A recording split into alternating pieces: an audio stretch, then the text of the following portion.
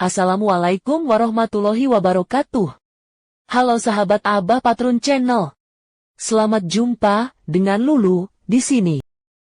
Di video ini, Lulu akan membahas tentang gaya dan desain busana khas Soekarno, yaitu presiden pertama di Republik ini, yang kemudian membentuk citra pemimpin yang sederhana namun berwibawa, nasionalis, tapi berkelas dunia, serta memiliki pengaruh besar terhadap mode kenegaraan di Indonesia, dan menjadi tolak ukur bagi para pejabat dan tokoh publik di tanah air pada saat tampil di depan rakyat maupun dunia.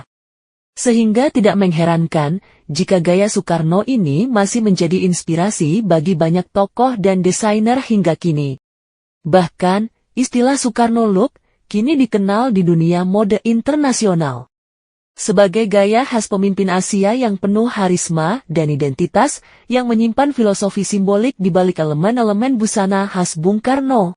Karena bagi beliau, berpakaian bukan sekedar soal penampilan, tapi juga pernyataan ideologis dan nasionalis.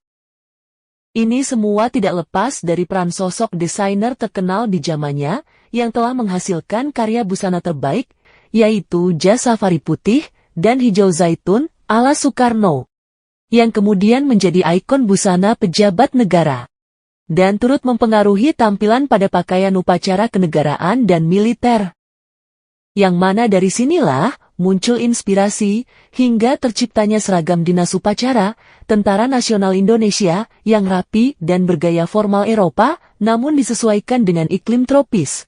Lantas, seseorang yang bernama Djahri Hardjo diketahui sebagai penjahit baju Presiden Soekarno yang paling terkenal. Ia merupakan seorang penjahit asal kota Surabaya yang dipercaya langsung oleh Bung Karno untuk menjahit pakaian-pakaian kesehariannya. Dan, Bung Karno adalah seorang pribadi yang tidak hanya memperhatikan gaya berpakaian, tetapi juga menganggap busana sebagai simbol identitas dan wibawa bangsa. Maka setiap potongan baju, warna, hingga detail seperti kancing dan lipatan, memiliki makna tersendiri. Konon, Bung Karno sering berdiskusi langsung dengan Djahri tentang model dan potongan pakaian yang diinginkannya, dan Djahri selalu memastikan semua busana presiden terlihat rapi, gagah, dan berwibawa saat digunakan di berbagai kesempatan kenegaraan. Dan sebagai penjahit, Djahri Hardjo dikenal teliti dan sangat memahami selera Bung Karno. Sehingga beliau menaruh kepercayaan terhadap Djahri untuk menjadi bagian kecil namun penting dalam membentuk citra Bung Karno sebagai pemimpin yang berkarisma, penuh gaya, dan berwibawa di mata dunia. Dia sangat memahami sisi simbolik dari busana Bung Karno dengan menghadirkan nuansa lokal dan karakter nasional. Ia merancang jas safari putih yang ikonik, ringan, praktis, namun tetap berwibawa. Yang kemudian, gaya ini menjadi simbol pemimpin Indonesia yang dekat dengan rakyatnya. Selain Djahri Hardjo, ada beberapa nama penjahit lain yang juga pernah dipercaya untuk membuat pakaian Presiden Soekarno, terutama pada masa-masa tertentu ketika beliau membutuhkan busana untuk acara kenegaraan atau perjalanan luar negeri. Beberapa di antaranya terdapat nama Soeharto. Dia adalah seorang penjahit asal kota Yogyakarta yang dikenal sebagai pembuat jas dan pakaian resmi Soekarno di masa awal kepresidenannya. Ia memiliki butik kecil yang kerap dikunjungi Bung Karno saat berada di Yogyakarta. Sosok berikutnya adalah Sutarman, yaitu seorang penjahit yang berasal dari kota Bandung yang dikenal karena kepiawaiannya dalam hal membuat jas bergaya Eropa modern yang tetap mempertahankan sentuhan Indonesia. Ia dipercaya menjahit beberapa jas safari Presiden Soekarno. Kemudian, M. Yusuf, dari Jakarta, yang pernah membuat seragam kenegaraan dan pakaian upacara. Ia dikenal dapat menghasilkan jahitan rapi dan mampu menyesuaikan potongan jas yang sesuai dengan postur tubuh Bung Karno yang tegap. Lantas, ada sosok Peter Sy, yang dikenal sebagai salah satu penjahit ternama yang pernah membuat pakaian untuk Presiden Soekarno. Ia adalah seorang penjahit keturunan Tionghoa yang memiliki butik di Jakarta pada era 1950 hingga 1960-an.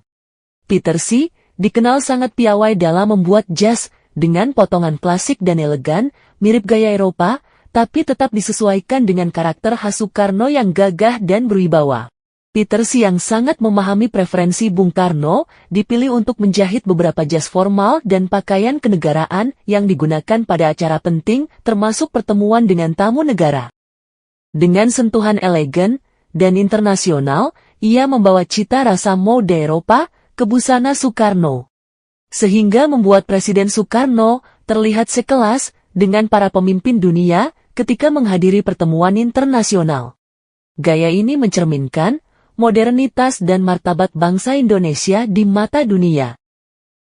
Dengan demikian, maka dari Petersi, Soekarno mendapatkan keanggunan dan membuatnya sejajal dalam busana kelas dunia. Sedangkan dari Djahri Hardjo, ia mendapatkan keotentikan dan identitas nasional. Maka dengan begitu, hasilnya adalah tampilan khas yang sulit ditiru. Peci hitam, yang merupakan simbol nasionalisme dan identitas Indonesia, dan melambangkan keteguhan dan kekuatan moral. Jas safari putih, yang menggambarkan kesucian niat dan kejujuran perjuangan.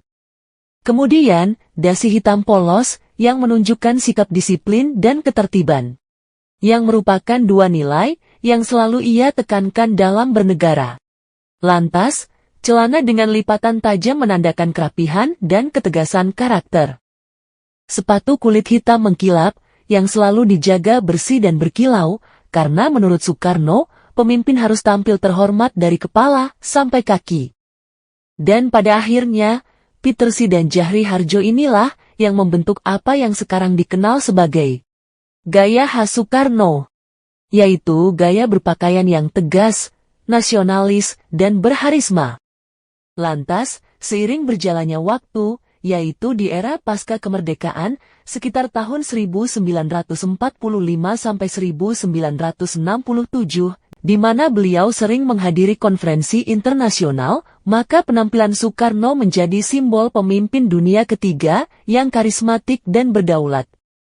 Dan, melalui pengamatan visual media internasional yang sering menyoroti penampilan Presiden Soekarno, maka para wartawan asing dan fotografer, terutama dari majalah seperti Time dan Life, mulai menyebut gaya ini sebagai the Soekarno look, yaitu sebagai gambaran gaya berpakaian pemimpin Asia yang nasionalis dan elegan.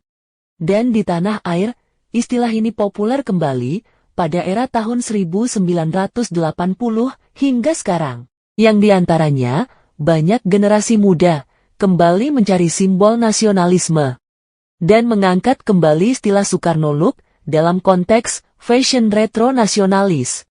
Sedangkan di media sosial, gaya ini sering diidentifikasi sebagai tren unik nasionalis yang merupakan perpaduan elegan antara nasionalisme dan harisma klasik.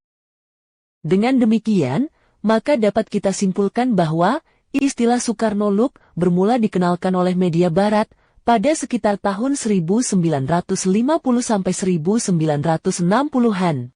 Dan kini menjadi simbol gaya dan kepemimpinan khas Indonesia di mata dunia. Baik sahabat, demikianlah gambaran singkat seputar istilah Soekarno look. Terima kasih telah menonton, dan terima kasih juga kepada semua sahabat yang sudah subscribe di channel ini. Semoga rizkinya senantiasa lancar selalu, amin ya robbal alamin. Sampai jumpa di video berikutnya, wassalamualaikum warahmatullahi wabarakatuh.